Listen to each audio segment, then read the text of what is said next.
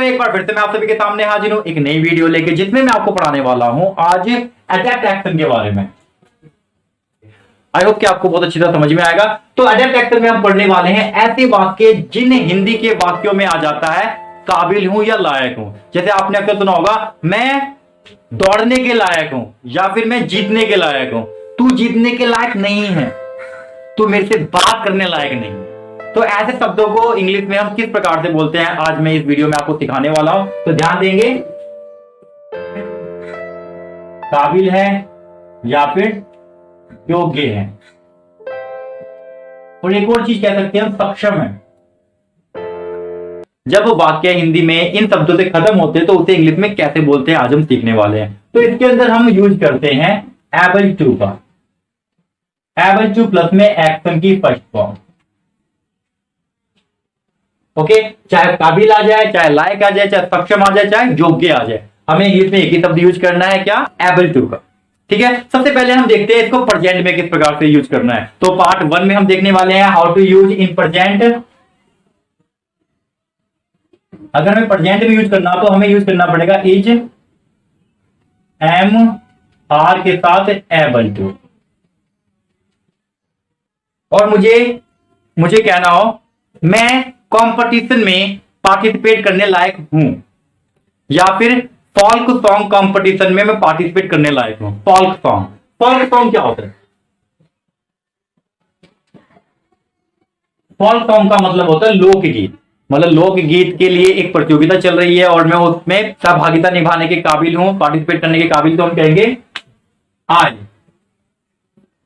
M able to, मतलब मैं लायक हूं, क्या, I am able to take participate in folk song competition. मैं फोल्क सॉन्ग कंपटीशन में भाग लेने के काबिल हूं। Okay, good out. ठीक है, मैं इंग्लिश बोलने के लायक हूं, मैं इंग्लिश बोलने के काबिल हूं, या फिर मैं इंग्लिश बोलने के सक्षम हूं, मैं इंग्लिश बोलने के लायक हूं। I am able to speak English, मैं इंग्लिश बोलने के लायक हूं। ओके, अगर मैं तुमसे कहूं तू पास होने लायक नहीं है, तू पास होने लायक नहीं है। पास होने के लिए अक्सर आपने पासवर्ड यूज किया है, लेकिन मैं आपको एक नया वर्ड सिखाता हूं, गेट थ्रू। गेट थ्रू का मतलब होता है पास होना, ठीक है, और गेट प्लग का मतलब होता है फेल होना। तो ये हमारा एक फ्रेज है, हम इसको ऐसे भी यूज कर सकते हैं, पास होने के लिए गेट थ्रू और फेल होने के लिए गेट प्लग। ठीक है, तो you are not able to, you are not able to get through your exam, मतलब तुम अपने पेपर में पास होने लायक नहीं हो। ठीक है, हम 90% लाने के योग्य हैं, मतलब हम 90% लाने के काबिल हैं। We are able to obtain 90% marks. तो ऑब्टेन का मतलब होता है प्राप्त करना। जब भी हम अंक प्राप्त करते हैं तो उसके लिए अक्सर बच्चे गेट लगाते हैं, गेट भी ठीक है, लेकिन हमें ऑब्टेन का प्रयोग करना चाहिए, वो ज्यादा बेहतर होता है। ओके, आई होप कि आपको समझ में आ चुका होगा। तो आप हम देखते हैं इसके कुछ और अच्छे एग्जांपल। तो ध्यान देंगे, मैं फुटबॉल खेलने में सक्षम हूं, मैं फुटबॉल खेलने के सक्षम हूं। I am able to play football. I am able to मतलब मैं काबिल हूं, इसलिए फुटबॉल खेलने के। अगला, तुम इस तालाब में तैरने के सक्षम हो, या फिर इस तालाब में तैरने के लायक हो। You are able to swim in this pond. Pond मतलब होता है तालाब, स्विम मतलब होता है तैरना। You are able to swim in this pond, तुम इस तालाब में तैरने के सक्षम हो या लायक हो। आगे, अब जैसे कि वह बंदर पेड़ पर चढ़ने में सक्षम है, या फिर वह बंदर पेड़ पे चलने के लायक है। That monkey is able to climb the tree. Climb मतलब होता है चढ़ना, और चढ़ने को एक इंग्लिश और होती है हमारे पास गेट ऑन। गेट ऑन का मतलब ही चढ़ना होता है, और गेट डाउन का मतलब होता है उतरना। तो आपको याद रखना है, गेट ऑन का मतलब चढ़ना और गेट डाउन का मतलब उतरना। तो हम यहाँ पर गेट ऑन का मतलब भी हम गेट ऑन भी यूज कर सकते हैं। That monkey is able to get on the tree, get on. Okay, next. अब जैसे कि यह पंक्षी आकाश में उड़ने के सक्षम है, या यह पक्षी आकाश में उड़ने के योग्य है, लायक है, काबिल है। This bird is able to fly in the sky. Fly in the sky मतलब आकाश में उड़ने के सक्षम। सक्षम मतलब हो गया यहाँ पे एबल टू, कोई डाउट? आगे, यह लड़कियां मतलब लड़कियां गाना गाने के काबिल है या सक्षम है। लड़कियां, girls are able to sing a song. तो यहां पर आप देख सकते हैं, यहां पर एक्शन है हमारे पास। जितने भी एक्शन मैंने लिखे हैं उसके नीचे अंडरलाइन कर रहा हूं मैं। Play football, swim in the pond, climb the tree, fly in the sky, sing a song. I hope कि आपको समझ में आ चुका होगा किस प्रकार से लायक है, काबिल है, योग्य है, सक्षम है को इंग्लिश में बोलते हैं। ओके, अब हम इसको पास्ट में यूज करना सीखेंगे। तो अब मैं आपको सिखाने वाला हूं टाइप 2। मतलब टाइप 2 में हम सीखने वाले इसको किस प्रकार से हम इसका प्रयोग पास्ट में करेंगे, मतलब किस प्रकार से हम इसका प्रयोग भूतकाल में करेंगे। तो आइए हम देखते हैं इसको पास्ट में किस प्रकार से यूज करेंगे। पास्ट में यूज करने के लिए हमें यहां पर यूज करना है वॉज वर्ड प्लस में एबल टू के साथ एक्शन फर्स्ट फॉर्म। तो पास्ट में यूज करने के लिए हम यहां पर देखेंगे वॉज वर्ड प्लस में एबल टू प्लस में एक्शन की फर्स्ट फॉर्म। तो वॉज वर्ड का प्रयोग करना है। तो इसका एक एग्जांपल हम देखते हैं। तुम स्कूल जाने लायक नहीं थे। सपोज दैट कि उसका एक्सीडेंट हो गया था, तो मैंने क्या कहा, वह स्कूल जाने लायक नहीं था। वह मतलब he was not able to go to school.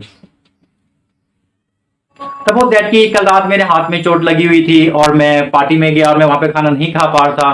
तो किसी ने मुझसे आज पूछा कि तुमने कल रात में खाना क्यों नहीं खाया पार्टी में, तो मैं क्या कहूंगा, मैं पार्टी में खाना खाने लायक नहीं था क्योंकि मेरे हाथ में चोट लगी हुई थी। तो सेंटेंस बनता है आई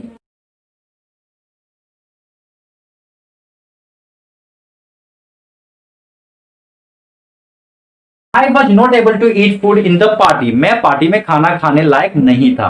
वह शाम तक लौटने में सक्षम नहीं था।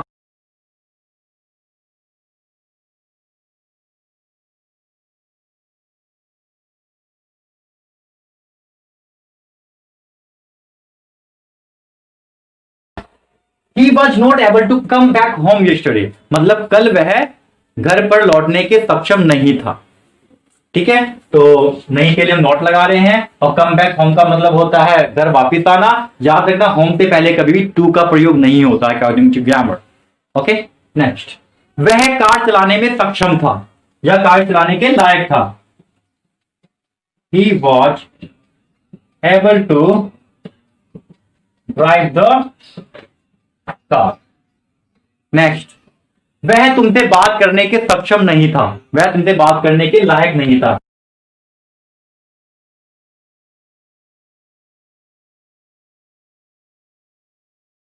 यहां पर आप देखेंगे he was not able to talk to me. वह मुझसे बात करने लायक नहीं था। ओके, तो इस तरह से हमारा पास्ट खत्म हो चुका है। अब मैं आपको सिखाने वाला हूं फ्यूचर में इसको किस प्रकार से बोलते हैं। तो अब हम देखेंगे इसका प्रयोग भविष्य के लिए कैसे करते हैं, मतलब फ्यूचर के लिए हम इसका प्रयोग कैसे करते हैं। तो फ्यूचर में जब भी हम एडेप्ट एक्शन का प्रयोग करते हैं तो वहां पर आता है पाएगा, पाएगी, पाएंगे, या सकेगा, सकेगी, या सकेंगे। तो ध्यान देंगे।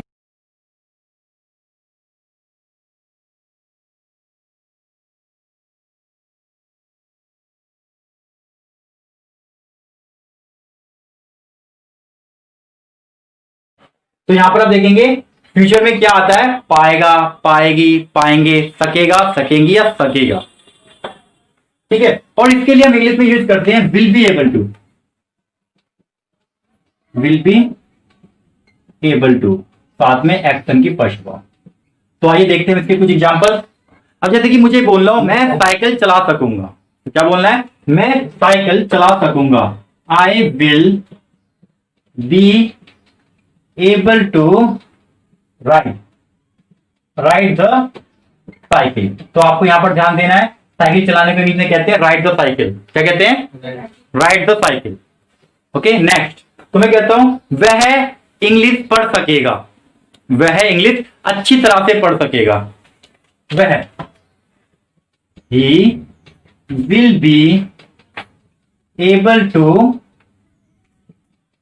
Study English well.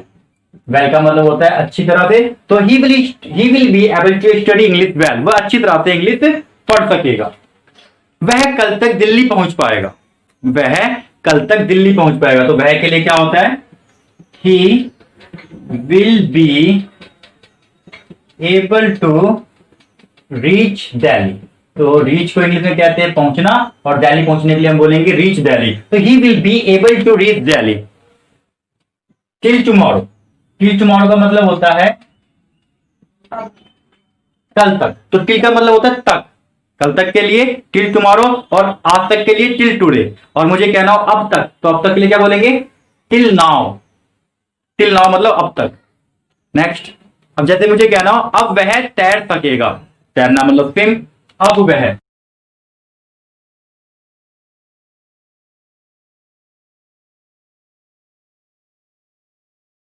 नाउ मतलब अब, he will be able to swim. अब वह तैर सकेगा। ओके, आज के लिए इतना ही काफी है। आई होप कि आपको मेरी वीडियो अच्छी लगी होगी। अगर आपको वीडियो अच्छी लगी तो प्लीज कमेंट करें, लाइक करें, शेयर करें।